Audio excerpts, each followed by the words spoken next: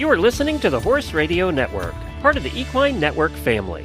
What a beautiful day for horses in the morning.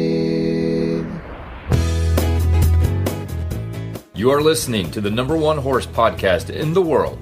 Here's your entertaining look at the horse world and the people in it.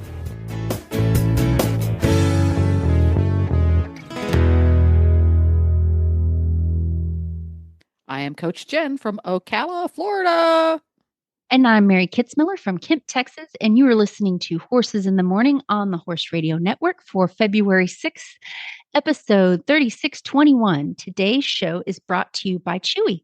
Good morning, Horse World. What is your favorite day of the week? You never stop learning. You never stop understanding. It's more in depth than just riding a horse. Exciting, knowing that for the rest of my life I could work on this and I'll never stop learning.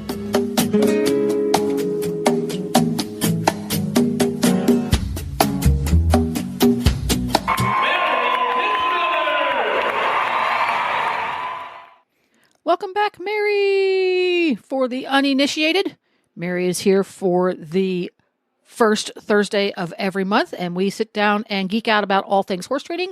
And ding, ding, ding, ding, ding, we will have an auditor post show today, so stay tuned, auditors. How you been, Mary? Pretty good. It's already getting really hot here in Texas. We didn't get much of a winter, but I'm sure we'll get another cold snap. The part of Texas you're in, do you guys generally have a proper winter, or is winter pretty much, it gets chilly for 4 weeks and then you're done? Most of the time it's that. It's, even though the temperature like 30s and 20s here is rare, but because we're very humid, I'm in East Texas and it's very humid. It's like that wet, dank cold that kind of gets into your bones. Mm-hmm. And then every 3 or 4 years we'll have a freak snow or ice storm. And then Texas acts like it's never seen snow or ice ever. Yeah. And I get it, because people from, snowy states will be like, why don't you guys have snow plows? I'm like, we would only need them a couple times a decade. Like, why would we have them? Yeah. Yeah. It's easier. It's more efficient to just shut down for 3 days and you're done. Yeah. Yes. Plus, I see people from like Montana and stuff bragging on, we can drive in ice and Texas shuts down if there's a 1/4 inch of sleet. And I'm like, yes, that's very true. And I myself would not drive in Texas if it was that way, because Texas drivers are horrible. Not so much in the country, but the city guys, especially Dallas, people think that, oh, my car has 4-wheel drive, so I can just drive like a maniac. I'm like, no. That's just to keep you from getting stuck. Yeah. This doesn't make your car invincible. And so I've driven in Montana where it was snow and then solid ice under that. I felt so safe because everyone's like, yep, we just go slower, and everyone knew what to do and no problem. But I wouldn't go out in Texas in that weather. People now, Tokyo drifting all over the place. Tokyo drifting. As far as your many, many horses, the number of which we will not disclose, do you have any of them that are hothouse flowers that you have to pamper when it gets those sudden cold snaps that you get every once in a blue moon? Not really. No, they're all pretty hardy guys. They all get good winter coats. Remy, oddly enough, does not like to get wet, even though he grew up in the wilds of Wyoming. And he's probably used to some snow drifts. So he likes to be warm and cozy inside. But yeah, they're pretty good. The big thing I just make sure is when it gets cold, they have plenty of forage. That's the number one thing. Now, forage in your part, because different parts of the country have different traditions as far as how they feed forage. Do you have a propensity to be feeding forage in individual servings, or do you tend to put big pasture bales out? I do big pasture bales out for my pasture group. And then I've got a few horses that go out to pasture during the day, but then they go into stalls at night.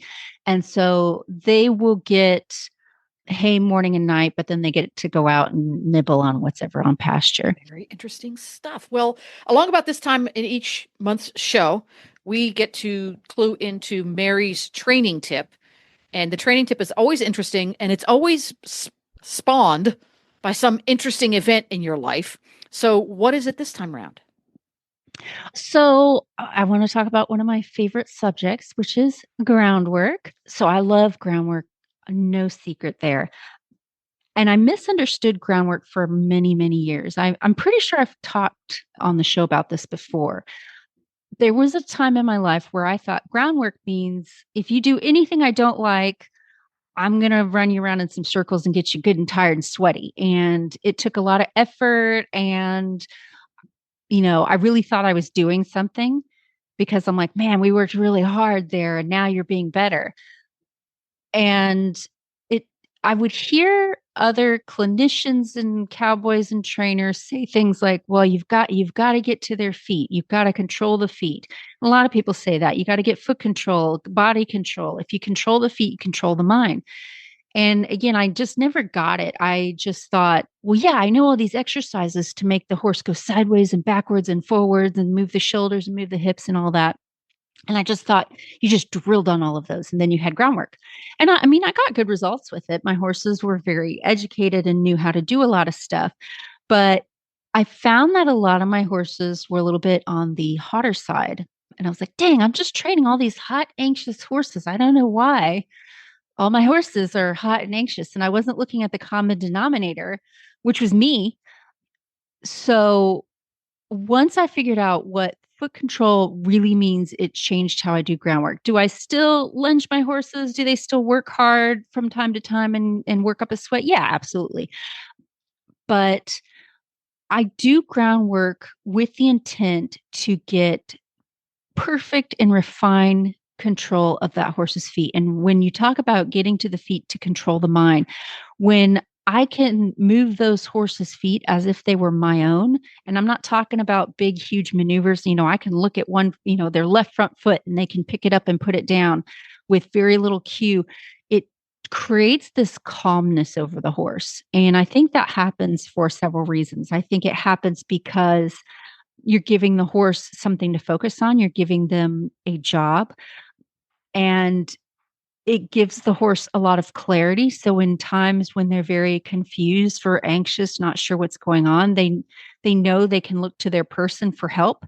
Most of the time when I see anxious horses, when they come to clinics or go to shows or whatever, it's the horse that needs help and they're looking for help everywhere but their person. So maybe they're thinking, oh, if I just can go back to the barn or go back to the stall or go to my friend on the other side of the arena, I'll be okay. And so you see these really anxious horses that are really, busy with their feet and they're screaming across the arena for their buddy, but they're not looking at their person. And so all my groundwork is built around, if you're ever confused, look at me. I will give you help. And how I create that, there's a lot of different methods, but you want to make being with you and focusing on you, and you guys have your focus on each other, the safe place for your horse. So you can do that with positive reinforcement. You can do that with pressure and release of pressure, but you want to make being with you easy.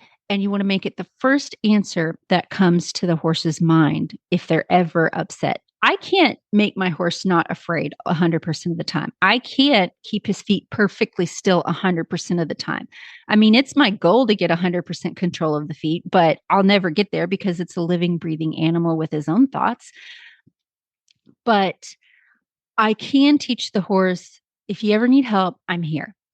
And if my horse is looking at me and focusing on me, that means they're not bucking, they're not running off, they're not running over me, and they're not prancing around. And so one of the ways that I do that and what kind of inspired today's tip, I was playing with a little 3-year-old horse that I've had in training, who is doing really good. I started him. He's a really good little guy, but he gets kind of anxious sometimes and gets a little busy with his feet. And like when I'm saddling him, he kind of moves over a step and I sort of let it go for a little while. And then I'm like, no, okay, you need to stop doing that because this is going to go into a bigger problem. Yeah, So it will escalate. Yeah.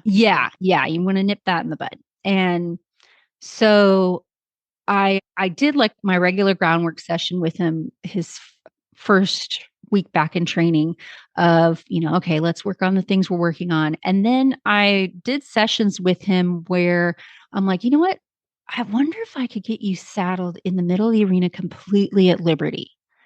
And So I'm like, what kind of control do I need to have? What kind of refinement do I need to have to get you to understand to stand completely still, and I go get my saddle and saddle you? And that's what I played with. And it showed me the holes that I had, and I worked on it, and it was great. And then I thought, okay, I wonder if I could get you to come meet me on the mounting block at Liberty. Like what kind of body language and cues do I need to do that? So that's what I did. And I wasn't using any particular method. I was just, just kind of using some of the tools that he already knew and just seeing what I could get done. And then I thought, okay, I wonder if you'll stand still enough for me to hop on you. And then, I just rode him tackless around the arena. And it was all just based on what would it take to get you to understand what I'm asking you. And I think I myself don't do enough sessions like that where I really get both my curiosity and the horse's curiosity piqued and say, okay, what can we accomplish together? How can we get this done? So when you're doing groundwork, there's a lot of tried and true methods out there, a lot of things you can drill and repeat and teach and hone and all that. But I think it's really important to understand the core of why you're doing it, which is to build a connection with your horse and to start getting a little more brave and curious and experimental and saying, I wonder if I could get my horse to step up on this pedestal with just a gesture. I wonder if I can get my horse to pick up his right back foot and place it back one step. And then maybe I can get him now to place it forward one step. And doing that with your horse, it starts to create this almost woo-woo connection to where they start really almost reading your mind. And when you get into that zone with the horse where you guys are just working as one unit, all the things that are scary that can happen when we're riding and working on the ground, like bolting, bucking, running, spooking, all that fun stuff, those tend not to happen because we are on the same page. So when you're doing your groundwork, no matter what stage you're in, just kind of have that in mind. Just start thinking about what's the most I can get this horse to do with doing as little as possible. And don't be afraid to make mistakes and reward the horse when he's doing good, and, try again when he doesn't do it quite right. And I really encourage you to go out there and just experiment and play with your horse.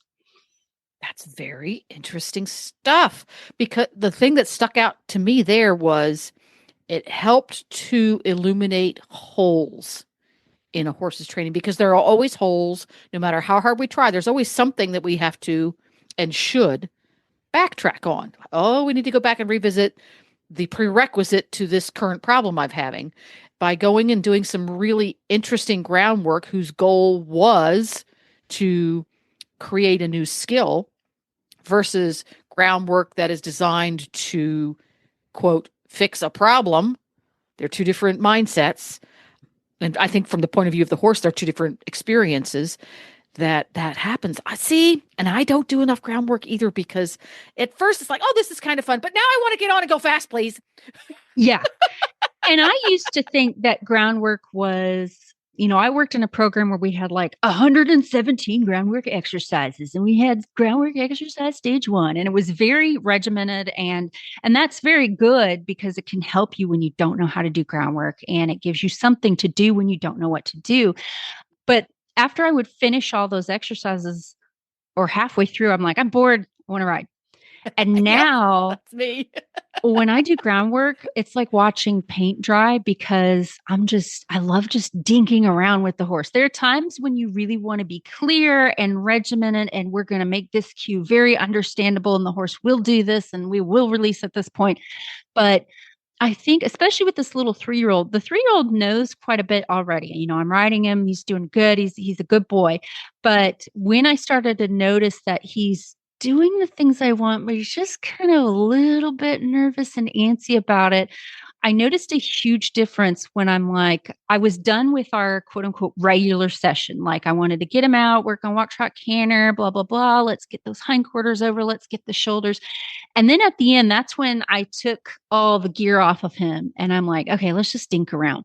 And I had no worries at all about climbing on him without any tack and just riding him around, because we did it in such a way that it's real low energy. And I let down my kind of, I can be tense and anxious when I work horses, especially young horses. But when I did it from kind of more of, hey, let's see what we can get done, it changed his mindset too. And he just stood on the mounting block as long as he wanted. And then I hopped on him and I rubbed him all over and pet him and then gave him a little leg and just walked him off. And he's like, yeah. And we just kind of wandered around the arena. We didn't really have a whole lot of steering or anything. We had go and we had stop.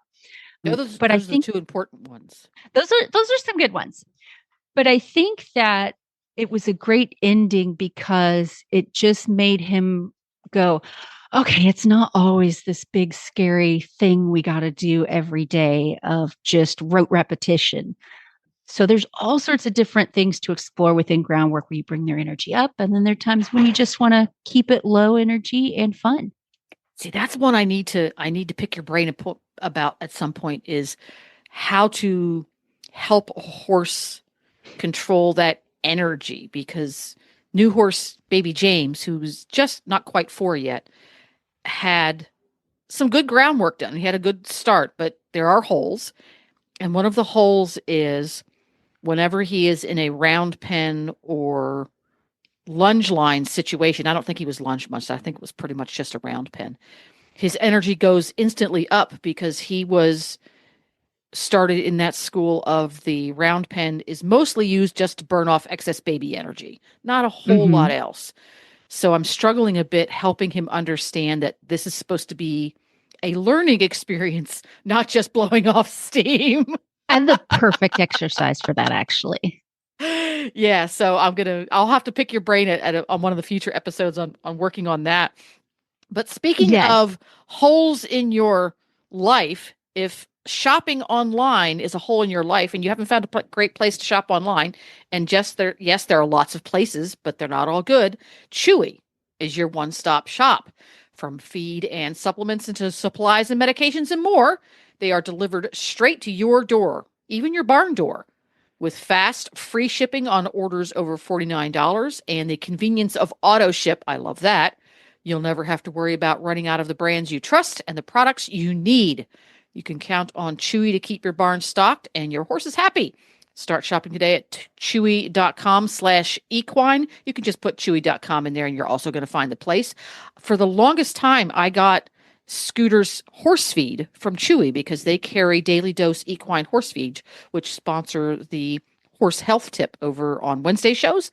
And it was so nice. I didn't have to go an hour and a half down the road to the fancy feed store that had the feed. It just showed up at my door right on time every time. Yay. Nice. I use Chewy for my dogs, especially my dog Echo, who's on lots of special diets and supplements. And yeah, the auto ship is really good if you're like me and you have ADHD and you're like, did I order that supplement that the horse has to have every day? Yeah. I can't remember. And their auto ship interface is quite efficient. I've used auto ship with other online companies for other things, and the interface can be tricky and things don't show up on time or they get canceled accidentally and stuff like that. Theirs was pretty darn good. So I would recommend it. Chewy.com/equine. Check them out today. And now it's time for our first question. Every month, Mary posts over on the Horse Radio Network auditors page to the auditors to submit training questions. And if you would like to be able to do that, you need to be an auditor. And in order to become an auditor, you need to go to Horse Radio Network, horseradionetwork.com. And then you click on shows, and then you click on Horses in the Morning. And on that page, you're going to find a Become an Auditor. And what happens is you toss in a couple of bucks every month to become an auditor, and you get to have fun things like submitting questions to the training and health segments on Horses in the Morning.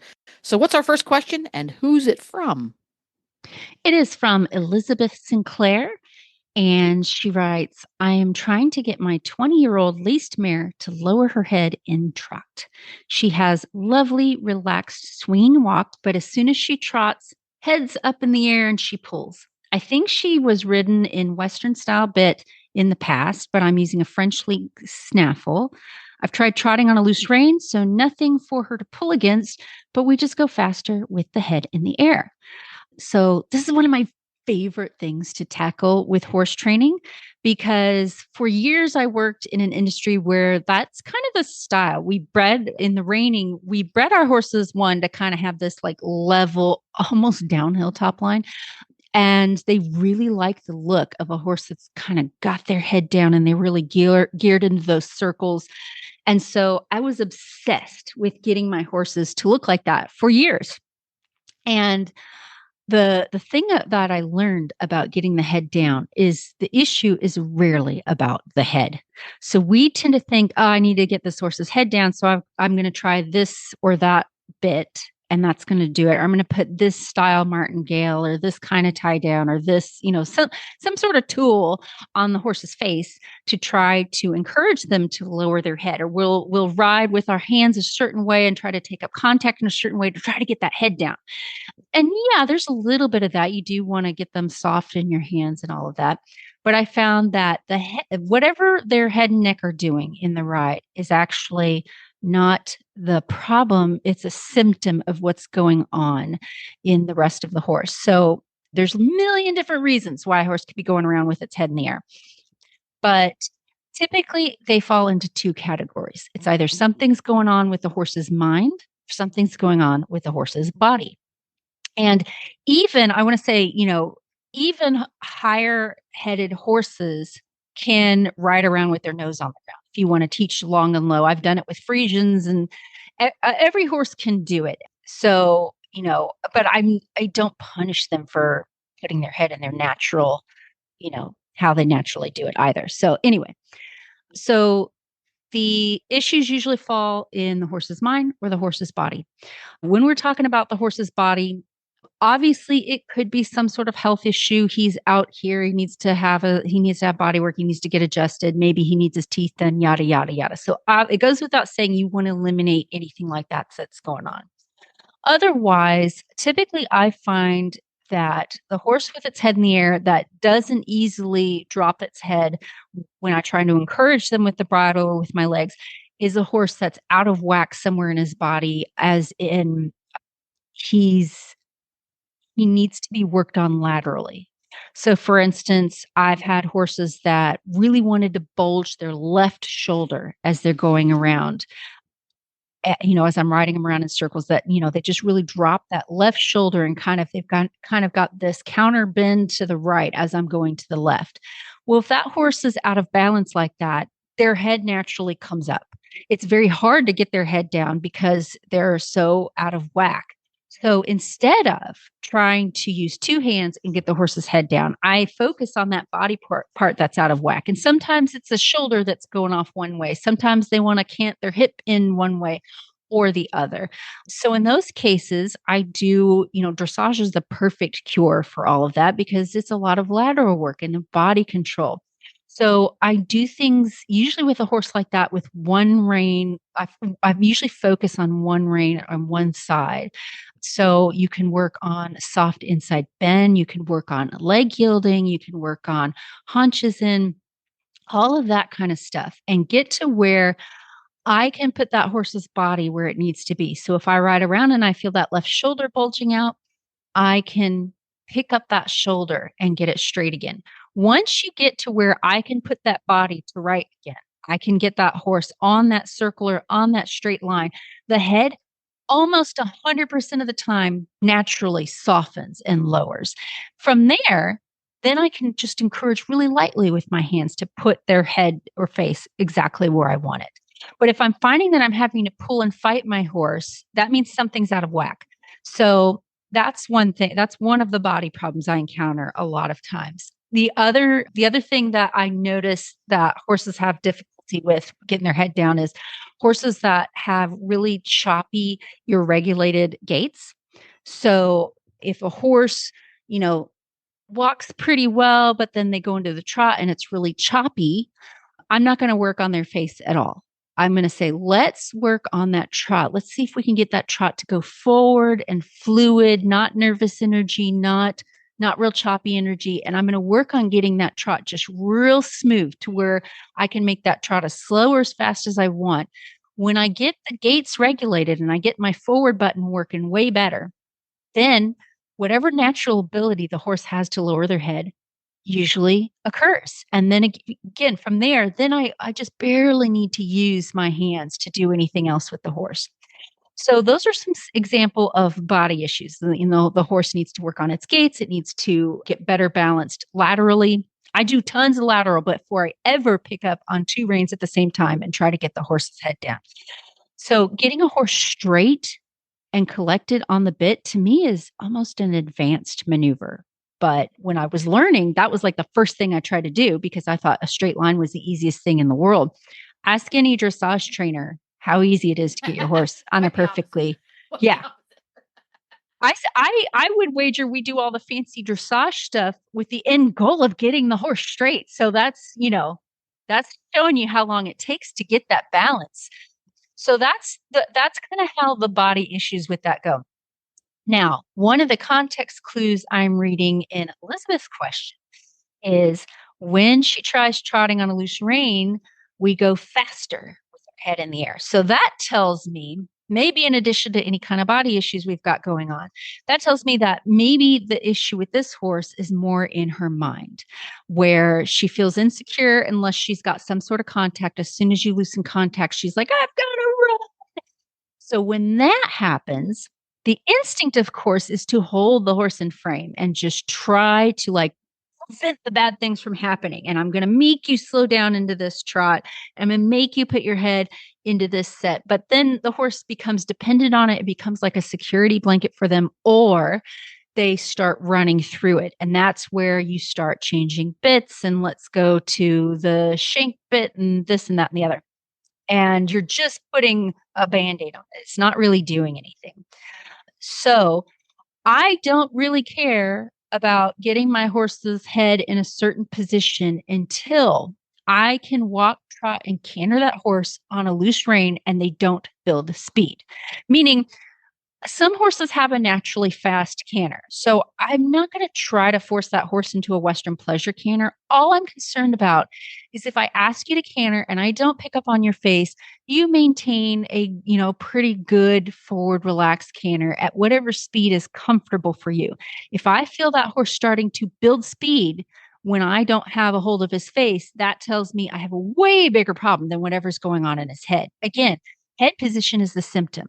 So head up in the air, in this case, I'm willing to bet, is I'm nervous. So if the horse is nervous, the more we try to clamp down on it and make that head go down, the more they feel trapped and claustrophobic. So we need to get their mind in the right position. So it sounds like the horse has just this really great walk, but as soon as we go up to the trot, heads up in the air, she pulls and goes faster. So what I would do is, without really trying to get any kind of collection on that face, any kind of headset, is lots of upwards and downward transition. Walk, trot, walk, trot, walk, trot, walk, trot. And then if the horse, I would walk and trot that horse 1,000,000 times until when I pick up that trot, that horse is starting to think, oh, we're going to walk again. And when I see... Yes, exactly. Exactly. When I see a horse, the moment I know I'm making progress is when I ask the nervous horse to trot and they're like, are you sure you want me to keep trotting? Because I could walk. I'm like, okay, now we're getting somewhere. When that starts to happen, when I can get to a trot and it's not immediate takeoff, and I'm like, oh, I think you can hold a couple of strides at this speed, then I say, okay, now trot 1, 2, 3 strides, walk. And then I'll do 3 strides of trot over and over and over again. And when that feels pretty good, I'll say, okay, now 4 strides, now 10 strides, now 20 strides. And I will work on that until I could ride that horse down to the buckle and they will just trot happily and relaxed all over the arena. Regardless of where their head is. Just exactly trotting around the arena. And what Yep. you will see, what I guarantee, if you do this right and you don't grab their face, don't be so quick to grab their face. If you do this right and you get that horse to start letting down and relaxing in that trot, you will see the pole drop all on its own. And from there, I don't hardly ever work on, okay, today's the exercise where we make our horse put its head down. I used to do that. I used to train a lot with I want to get your head down. And I work on that for an hour. Now I learned, okay, I need to work on all these other things first. When I get those working well, that horse's head is usually already down in the dirt. I actually have to say, okay, pick up your head a little bit, please. So how I want it to work is that horse has a nice, supple top line. They're just nice and straight and forward and relaxed. If I have the horse in that zone, then it's quite easy for me to put their body where I need to. It takes very, very little rein aid, and I'm not feeling like I have to pull the horse or beg the horse to put its head in a certain position.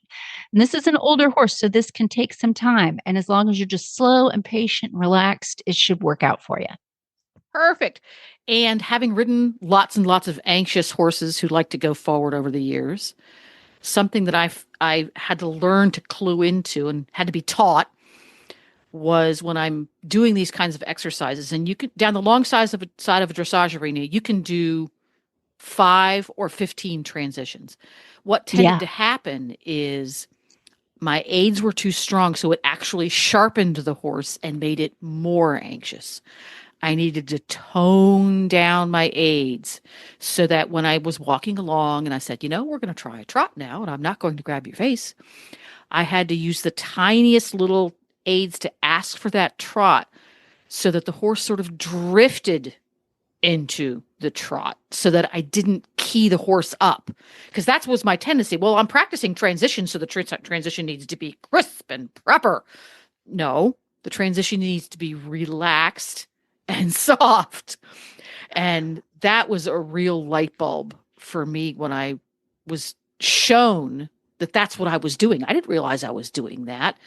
And it made this whole process successful because I tried the process. I'm going, this is just making my horse more anxious and I need to grab his face even more.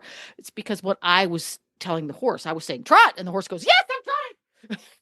I needed to say, trot, please, when you're comfortable. So when I first started to apply this process, it would take 5 or 6 or 7 strides before the trot would pick up. But when the trot got there, the horse's anxiousness level was down a few ticks, so that when I had to say, okay, we're going to walk now after 4 or 5 steps because the horse would get quick. It wasn't an anxiousness level of 1 to 10 and then back to 4 again. It was 1 to 6 and back to 4 again. So keep in mind that your aids are going to influence that level. And this might be a completely new experience for this horse. She might have never experienced anything like, oh, just trot and just walk before. So give yourself some time. And that's a really, really good point. Some people have what I call electric seats because, I say, hey, trot your horse. And they go, kick, go. I'm like, no. So yes, maybe in the show pen, that horse has to hit trot at letter A.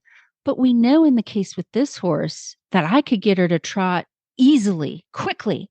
So we don't need to work on that because I can get it if I need it. If I need this horse to take off to the moon in under a split second, we got it. What I want this horse to do is, like you were saying, take her time. And if it takes you the long side of the arena to get into trot, fine, because we know that's not the problem with this horse. She's not lazy.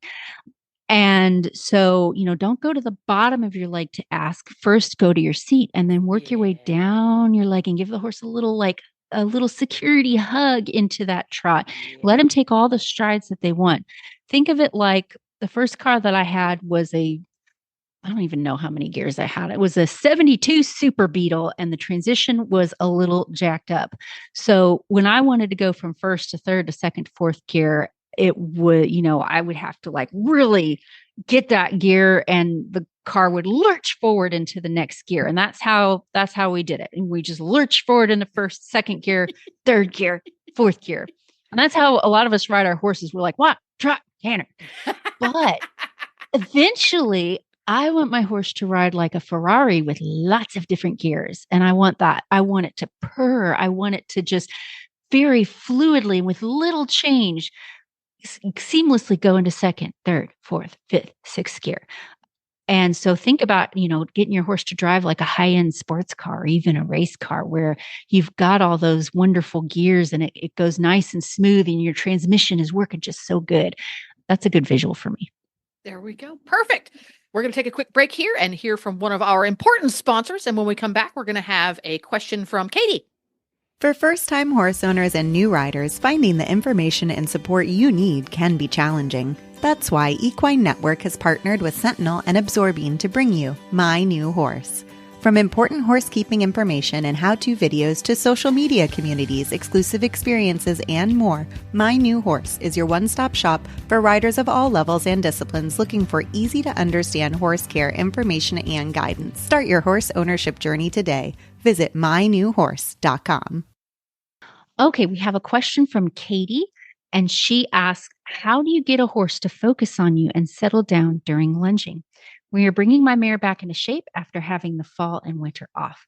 When lunging her, she'll get a burst of energy and act like a kite and start bucking, especially if she hears another horse whinnying, and then just wants to fly around. We don't want her to get too hot and sweaty since it's so cold, and we also don't want her to overexert and hurt herself.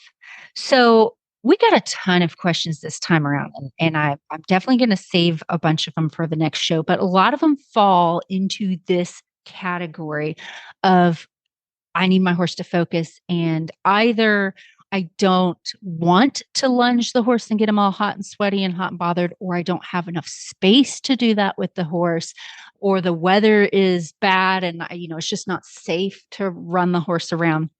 So all of these are going to kind of require the same answer. So I've talked about this on the show before. I love lunging, but to me, I don't lunge simply to get the fresh out or to get my horse tired. Sometimes that happens, and sometimes it is about, okay, you haven't been out of your stall in a week, and let's just let you get the zoomies out. But for the most part, I'm thinking again about foot control. So when I first learned how to lunge a horse, I would just attach this big old lunge line to the horse, and then I would back up and, try to wiggle the whip towards their hip and cluck. And then the horse would kind of start going around, and I'd sometimes back around in a circle to get out of their way. And eventually they'd be on the circle, and then we're lunging. So I didn't really have the mastery and control I needed to get that horse to calmly think about what they were doing. And if you have a horse that's been lunged quite a bit, when they've done an exercise over and over and over and over again, without any kind of thought to how do I want you to do this, they sort of go on what I call screensaver mode. They just turn off. And so they're just like, oh, it's lunging. I'm going to run around like a maniac.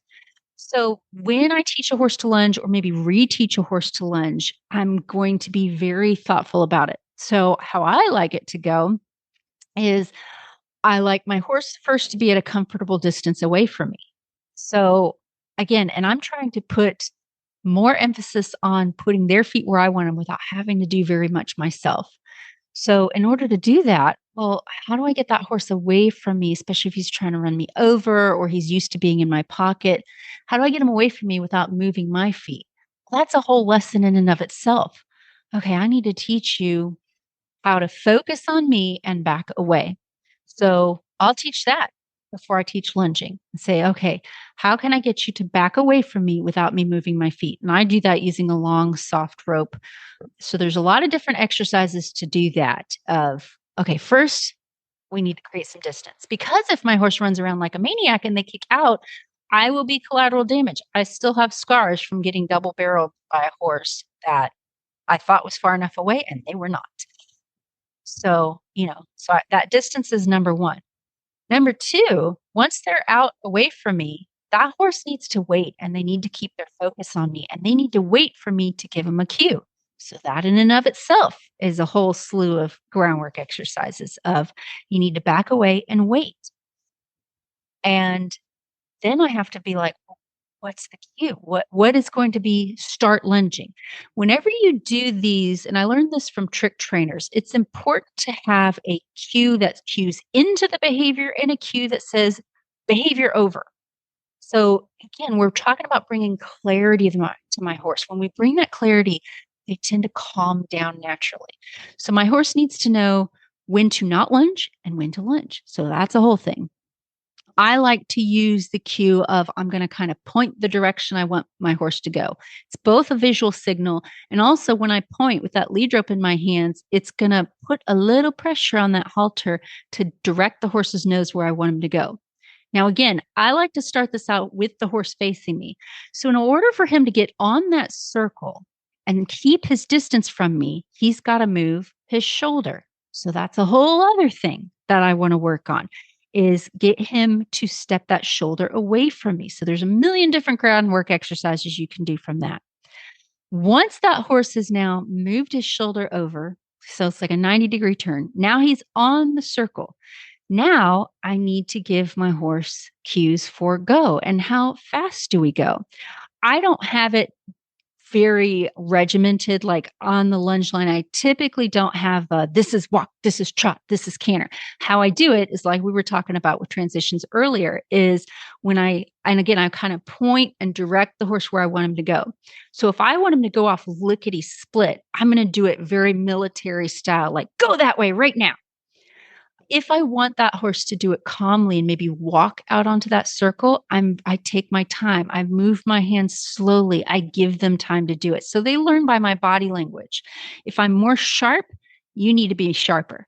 If I'm more fluid and calm, you can be calm. So now we've got our horse going around on the circle. Let's say this is a horse that it's like, oh, I cannot have this horse cantering on the circle, or, I don't want him running off. Well, obviously, to control that, I need a cue that says, stop lunging now.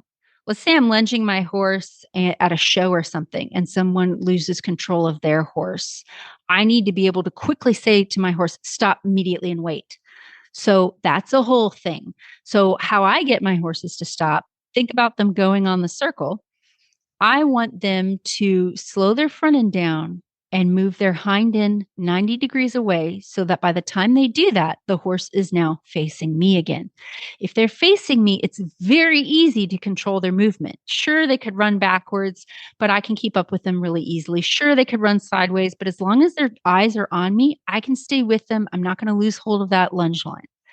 So that we're breaking this exercise down into create some distance, move your shoulder away, go forward at this speed, now stop. And then we start it all over again the other way. Once they're stopped and they're facing me, then I can switch hands and say, go that way. So with a horse that's just kind of used to going around on the lunge line, breaking this all down and making them wait is like this huge brain teaser for them. And a lot of times I'll work on all these things without ever getting them to hardly take more than a few strides on the lunge line, but that horse's mind gets worked. They're like, oh my God, I had to think so hard. And so when that happens, we tend to get calmness. So in instances where, this horse shouldn't be run around on lots of little circles, or it's too muddy to do this, or maybe I need to ride this horse on an endurance ride today, so I can't waste all my horse on the lunge line. Doing it this way and being really thoughtful and methodical with it can help get their mind right. So I would say, the most important factors you want to get is to be able to create distance between you and your horse, and to be able to have a good stop button. So if your horse is too out of control, you can say, stop, think about it, and then ask them again calmly. That's interesting, because this can feed back into the last question we did, where how you use your aids can influence your success rate, because you want to check and see, am I asking my horse to move on too loudly? And that might have to change a lot. If you have a horse that in that particular moment is feeling kind of low key and blasé, your audio and physical aids might have to be a little bigger. But if you have your horse that's already kind of sharp and on edge, asking for those moving forward moments, you're going to have to be pretty darn subtle. Yes. And then wait. Okay, I asked you to move on. Well, you didn't. And again, because I have tendency to be overly intense, I am prone to asking the horse to go forward a second time much too loudly. I crank the volume up from 4 to 9 right away, when what I should be doing is saying, go ahead and move on at a slow pace. And then I have to turn it up one little tiny click and ask again. And I'm going to get more success if I ask 3 different times, turning the volume up a little bit, than asking twice and turning the volume up all at one time. Because then the horse is going to go, yippee, it's a game. And with nervous horses, and I fall victim to this, we tend to match their energy, and it's got to be the other way around. So I see a lot of people where the horse starts trotting too fast, so they pose faster. And then the horse trots faster, and then they pose faster. And again, it's that electric seat I'm talking about. And I'm like, no, no, no, no, no. We'll go at my pace. I'm taking my dear sweet time to do this. And it's hard. We want to match them. No, I'm going to make you match me. And especially with this lunging, be strict about it. You don't, not saying kill them if they do it wrong, but do not progress until we're doing it the way I would like you to do it. I do this very calmly. You don't want to punish a scared horse because then it's just going to get worse. So I can't tell you how many clinics I've shown up to where, like, maybe I had to go take a bathroom break or something. I come back and the horse that I'm working with is kind of just going in a circle around them. I said, okay, what are you doing right now? And they're like, I guess I'm lunging. I'm like, did you want to lunge? Well, no, but she's nervous. I'm like, no, we don't lunge if we didn't want to lunge.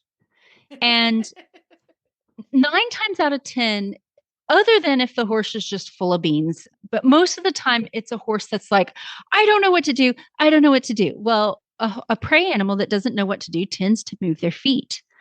And so you need to step in and say, hey, I have a thing for you to do. Let's not go around in a circle. Let's work on, why don't you put 2 eyes on me and keep your distance from me? And we're going to work on that. And a horse may only be able to hold that for 2 seconds before they're like, I have to run away again. So I stop them. I said, no. Stop. Face me. When you face me, this is very important. I'm going to release pressure. I'm going to loosen that lead rope. And we're just going to stand here. I make my horses stand while I dink around on TikTok for 30 minutes because that's just how my brain works.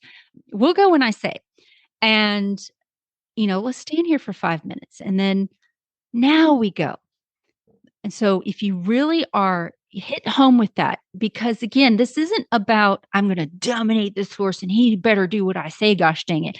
It's about providing clarity. Most of the time, these horses that are really antsy with their feet just don't know what to do. They don't know what we're asking. Maybe we're not very clear. Maybe we're not being enough of a leader. So the horse is like, I guess I'm in charge. So, I guess I'm just going to run around and scream for my buddies. It's like, no, pay attention to me. I have things for you to do. I give them something to do. And I do it, again, very impartially. I'm not angry when I do this. You cannot be angry with a nervous horse. You can't be fast with a nervous horse. I'm just like, hey, where are you going? Stop. Face me. Okay, that's what I wanted. Thank you.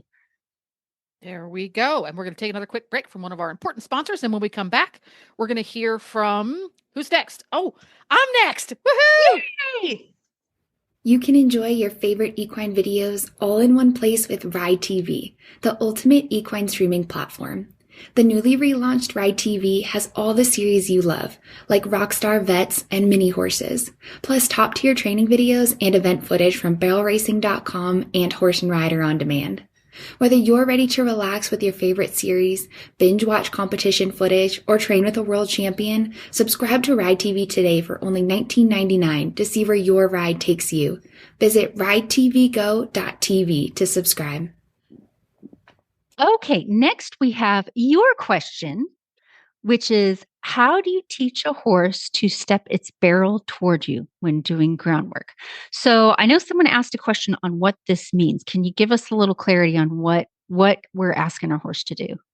Everybody loves the videos online when somebody stands up on a mounting block and the horse sachets sideways towards them and lines up at the mounting block.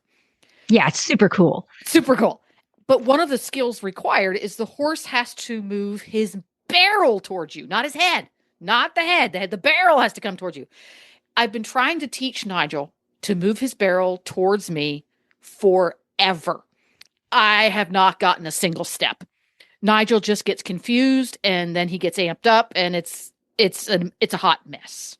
So I need the absolute square one because this horse, if I move my pinky finger, will move away from me. He's super tuned in to move away from me. Forehand, hindquarters, move away. Fantastic. Towards me. And everything I've tried ends up with a frustrated Nigel.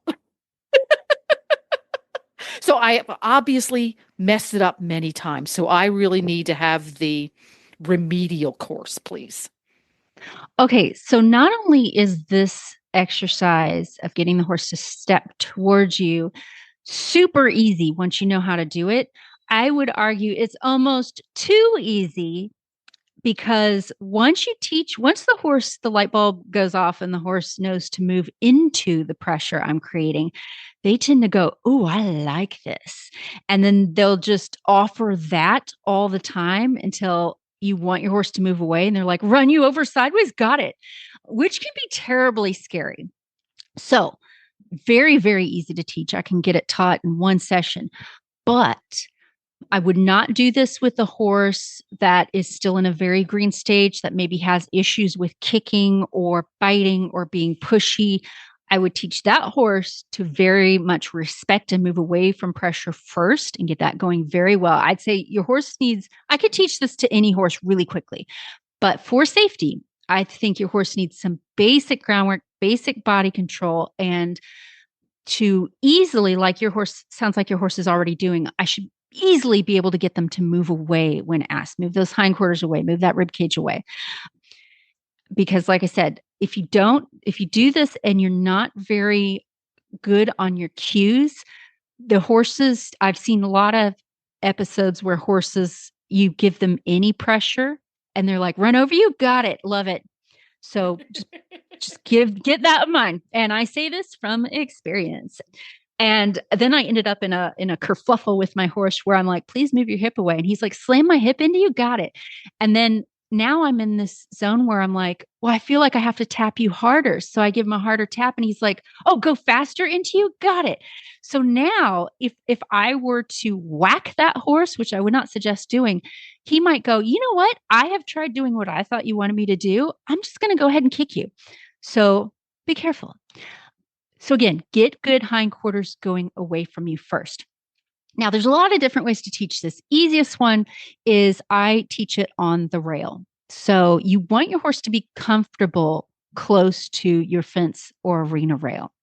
If they're at all nervous about that, you need to, first get them acclimated to standing close to the rail. I will have a whip or a training stick in my hand to do this, using it as an extension of my arm. I also want to make sure I can rub that horse all over his body with that whip and stick, and he is not nervous. And I can do that on the fence. The fence is going to be very helpful here, but it can have a tendency to make a horse feel a little bit trapped. So we do this very slowly, methodically. If I feel my horse is nervous, I need to work on that before I advance. So get all that out of the way. So my cue for getting the horse to move its hip away is to tilt their nose toward me, and I kind of lean forward and I'm like driving with my body language to get that horse to go away. To get the horse to bring himself toward me, I'm going to have kind of like a more upright posture, and I'm beckoning to the horse to bring himself toward me. You want to establish that difference early on so he later does not confuse, "Hey, does tapping me on the butt mean move it towards you or move it away?" So bringing the barrel or the hip towards you is you're drawing that horse towards you. Think of it that way. So if you want to put the super fancy cue on it, what I like to do is I hold my hand with the stick in it. So again, I'm standing at the horse's shoulder, horse is by the fence. I'll have the lead rope, my hand pretty close to the snap on the lead rope, just so I have more control, but I'm not a death grip on that horse. It's a soft hold. So I stand at the horse's shoulder. If I'm doing this on the horse's left side, the whip's going to be in my right hand. And I raise my hand straight up in the air and I just hold it there for a few moments. He is obviously not going to know what the heck that means, and that's okay. So I'm going to begin the process of lowering my hand and whip toward that horse's hindquarters. And as I do it, I'm going to kind of tap the air as I go down, if that makes sense. So I'm like kind of this vibrating, like, here comes the whip, here comes the whip. And it's just this very visual cue of I'm asking you to do something, because this is going to help us later. Once my hand is lowered to where I can tap that horse on the hip, I'm going to very lightly tap them on the hip. You do not want to be wailing on your horse with his butt up against the fence. It's just going to cause a ruckus. It's just Now, a very light. Yes. Visually, am I tapping his right hip or his left hip? The hip closest to you. So it'll be his left hip. hip. The hip that's close to you. Okay. Yes. Oh, yeah. Totally forgot. That's a good point. People try to get this done by tapping the opposite hip, which they get it done and it works really well. I tap the hip closest to me. That's just my personal preference. But I mean, and you could tap wherever you wanted, really. But I tap the hip that's closest to me. So if I'm standing on the horse's left side, I'm tapping his left hip. So if your horse already knows how to yield his hindquarters away, he's going to go, oh, I have to move my hip away. But guess what? There's a fence there. So he'll move it away and lightly probably brush into the fence. And you just keep very lightly asking, saying, that's a good try, but just keep going. At one point, he's going to kind of brush into the fence and then lean in a little bit. As soon as he does that, retreat, rub him all over with that whip, tell him he's a good boy, give him a cookie, whatever. If that made the horse at all nervous, I might go ahead and just like walk him off of the fence for a little bit. Like just let him know, man, I know that was really confusing for you, but you did it. You know, just let him breathe. You don't want to pressure the horse too much with this. So then I set him back up on the fence and I do the same thing all over again. Hand in the air, and then I vibrate, say, here comes the whip. It's getting lower and lower. Once I get towards the hip, I go tap, tap, tap, tap, tap. And they'll kind of rock back and forth a little bit, and then they'll lean in a little bit, and then I release. Usually it only takes once or twice of doing this before they get it and they lean in and they'll actually take a step toward you. And so that's what you want. That's the button you want to start happening. What your horse may try to do instead, if you start tapping their hip, they realize, well, I can't move my hip away because the fence is there. So they might say, what if I just go forward? That's why you want your left hand close to the snap of the halter. And you gently stop them and say, no, don't go forward. That's not the answer. So you've blocked the horse's right side and you've blocked the horse's front. Let's say they go, well, okay, maybe you want me to go backwards. If they go backwards, I'm not really going to pull on them and try and stop them from going backwards. I'm just going to stay glued to their shoulder and continually lightly asking. So the horse will go, well, that's not the right answer because when I go backwards, she's still asking. So when you see anything that looks or smells like leaning toward, that's when you release. And eventually the horse will go, oh, okay, I see what this is. So I do this over and over again until I can raise my hand in the air. And usually I don't have to tap that horse very much until I raise my hand in the air and start kind of vibrating that whip and they come toward. So I just get one step at a time. And I'll do one step and then I like to rub their hip with that whip remember how I talked about cueing in and cueing out of a behavior? So the cue into the behavior is my hands raised up in the air. I need a cue now to say, okay, stop doing it because I don't want my horse to swing all the way around and run me over. So if they take one step, which is all I'm after, I go back to rubbing their hip and that both kind of calms them like, oh man, you really responded well to this. And it tells them stop. I want to have good control with this because again, you're asking your horse to swing his body at you. So be careful. Be careful. Yeah. Be careful with this, guys. So I get to where I can get that horse to take one step, rub, one step, rub, one step, rub, until I can get that horse to bring his hindquarters off of the fence 90 degrees. Now his rib cage should be facing me. And so, again, in the early stages of this, or at all during the stages of this, should the horse be keeping his head straight ahead towards the fence, towards you? Does it matter? Yes, I do not flex his head in any way for this. Oh. I just let him keep his head nice and straight. Again, I'm blocking his access to go forward because with my left hand, I'm using that to gently, if he tries to lean forward, I'll say, no, we're not going forward. So he just needs to keep his head nice and straight. And then I'm blocking his right side with the fence. So he really only has one option other than backing up, which is rare that they do that. If they're backing or taking flight, they can take flight straight up in the air. Don't And ask if me that how I know this. happens, that tells me we're not ready for this. Either I need to do more basic groundwork to get my horse in a better state, or, ooh, this horse gets really nervous when I get next to the fence. So then what I would do with that horse is not even work on it. We would do a lot of exercises next to the fence where I bring you to the fence and I pet on you and I love on you, make you feel really good. You don't want to make this a nervous exercise. So Right. if at Yeah, any that's time, the struggle for us is he yeah, gets keyed up. He wants to get the right answer. this should be calm and playful. And that's why it's very important. Like I could probably grab hold of him and get him to swing his butt around in one go, but we don't want that. We want him to think about it. So it's and very he's important prone to get, that too. Once he he gets something, he does it as over-tries. quickly as possible. Yeah, which is again why I don't know if I've said this yet, but be careful when you do this exercise.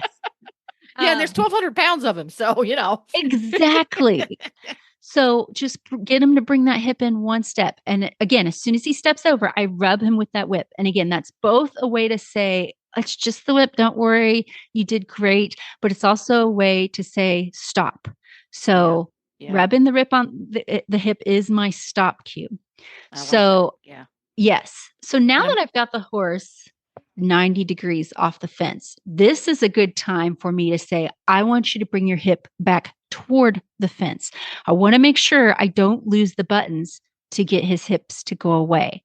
So so you're like swinging a door open and closed. So when I've done this before and made mistakes, I had horses that could move their hindquarters away from me brilliantly. But then when I taught them this, then I lost that button for a second. And anytime I made any motion towards the horse's hip, they were like, throw my butt at you? Okay.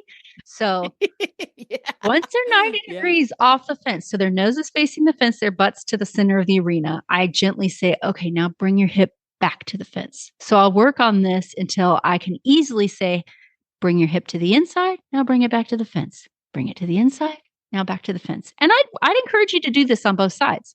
It's good to have this. Gosh, yes. And it's just a skill because I can't ride him anymore. He's bored to tears, the poor thing. And I need to teach him some new skill sets because what we can do groundwork wise is reasonably limited. He loves this is how I teach stuff, haunches in on like to do an in-hand haunches in as well. Yeah. Yeah. And ground driving, he's fabulous. I can put him in all kinds of places when I'm ground driving him. Perfect. But I used the long lines and I thought, well, I can just teach him to bring his haunches towards me on the long lines. Lost his marbles. From his point of view, you never swing your butt towards a human being. End of sentence. So that's just him. So I think I need to clean my glasses so I can be more attentive to what he's telling me. So first step, I need to get him to the point where he can stand along the fence and let me rub all over him with a training stick. Because once he's next to the fence, I can see his energy levels start to key up and he starts to get tense. Even just standing next to the fence. So that would tell me, if I saw that, I'm like, we're not ready. Because I need to do that first. Okay. Yeah. And I would do to where, I could even like, if I make any movement and he's bouncing off of that fence, I'm like, okay, let's just work on. So I'd spend a couple of days just whenever you're doing your groundwork, work on something and hey, let's go to the fence and just have quiet time where I just pet you all over and love on you. Yes. See, there we go. Why didn't that occur to me? Just make that the rest spot. Cause he has learned to enjoy TikTok time. That's one of your early lessons that really always sunk in for rest me. the horse where they don't want to be. So if they're like, you notice there's a corner in the arena they're a little nervous in, I don't force them to be where they're really terrified, but I'm like, let's go back. Let's take a break down at this end of the arena that you don't like as much. Yeah. So yes, break this down and keep it calm. This is very easy to teach. I can get it happening in seconds. That's not the problem. The problem is getting them mentally okay with it. So take all the time in the world. Yeah. Getting him mentally okay with it. Yeah. Once I have it on the fence really well, I can bring your hip off the fence and then back toward the fence. Now I can do it off of the fence. And again, if I'm off of the fence, so I'm taking the training wheels off. If I want you to move away, I will kind of lean forward and walk toward your hip to say, go away from me. If I want him to bring his hip toward, I'll stand up more straight and I'm kind of like pulling his hip toward me. I might even take a step back. So it's a difference between drive and draw. So when you're asking this, think about that with your body language. So he knows the difference between move away, now move toward. Yeah. Once you get it, I tend to lean forward too much. Okay. I've got writing that down. Once you get it off the fence, you can start doing this with the mounting block. And, same thing is I just add the mounting block into the mix. Maybe I'll stand next to the mounting block instead of on the mounting block to start, and just get it to where when they line up perfectly with that mounting block, you make that the best place in the whole world. Remy is a pro. This is his favorite thing to do in the world. So much so now that when I get on him from the mounting block, he refuses to move forward because he gets a little thank you cookie every time. He demands the cookie, doesn't he? Yeah. But I bring a mounting block with me to shows. And when I'm in the stall aisle getting him ready, I just walk on the mounting block and he walks over and swings his hip around and he's like, let's go. They love doing this trick once they learn how to do it. They love it. And so, it's again, I want to make sure when I get them lined up just how I want them to at that mounting block, I make that the biggest deal in the world. And on a nervous horse, once I get him to line up to the mounting block the first time, I'm not going to get on. I'm going to say, yeah, you did it, and rub on him and love on him and give him all the cookies. And then I'm going to walk him away from the mounting block and say, let's go away from that scary thing for a second. Not that they're scared of it, but I want him to feel just this immense relief and release of pressure when they do the thing right. And if you make that mounting block like this cherished place of safety and comfort, they end up loving the mounting block. It's their favorite thing in the world. I have a Liberty horse that I can't do Liberty with the mounting block in the arena because he's like, I know where I'm going. And I'm like, he's like, I love my mounting block, which is not a bad problem to have. That's really funny. And here in Florida, all of the equine equestrian trailheads, and there are dozens and dozens and dozens of them, all have mounting blocks. When you think about it, the average age of the Floridian equestrian is not 25. So they have mounting blocks everywhere. And there's these giant concrete ones like you would put on the staircase into a mobile home. And when I first moved down here, Nigel was terrified of them. He didn't know what this giant chunk of concrete was. So we had to go through the process of it's a piece of concrete and it's okay. So yeah, that's interesting. So this gives me a lot to chew on, a lot. And there are some things I can apply eventually to baby James, because again, his groundwork really needs to be refined. He's got the basics really, really solid, but I need to get him past first grade because it's only the basics, and that's where he stopped. So great stuff. I forgot to bring the best part of why we do the hand in the air cue, because when we're on the trail, I'm not probably going to have a lunge whip with me. No, good point. So the cue becomes pretty cool. I raise my hand in the air and then I do the little matrix beckoning move, and the horse will swing right over. So if you always make it a habit to put your hand up in the air before doing anything else, then you can start doing it without the whip, to where I raise my hand up in the air, and it's a pretty cool trick to impress all your friends.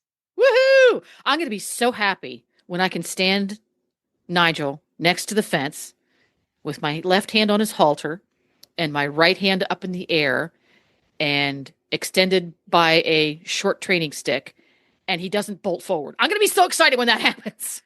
Yes. That's our first goal, is to be able to wave the whip up there and he doesn't go, oh my gosh, the answer is go forwards. Not necessarily the answer. Yeah. This is a mental game with him as much as it is anything else. Oh yeah. He wants, and I want to say we badly, did but have, he only has one brain cell. Poor baby. And he doesn't get to use it every day. He does not get to use it every day. And for the past 6 weeks, he's not gotten to use it at all because I'm not riding him. I'm riding James, and he's been kind of ignored, and I'm feeling a little guilty.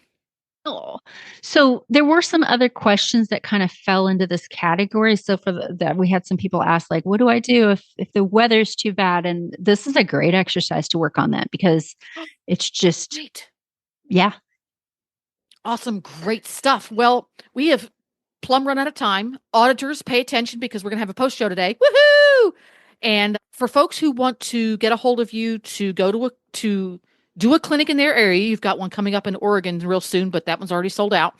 If they want you to do a clinic for them, if they have a horse that needs training, if they need to get some artwork because there's less artwork in their life than they need, how do they do that? You can find me on Facebook at Mary Kitzmiller Horsemanship.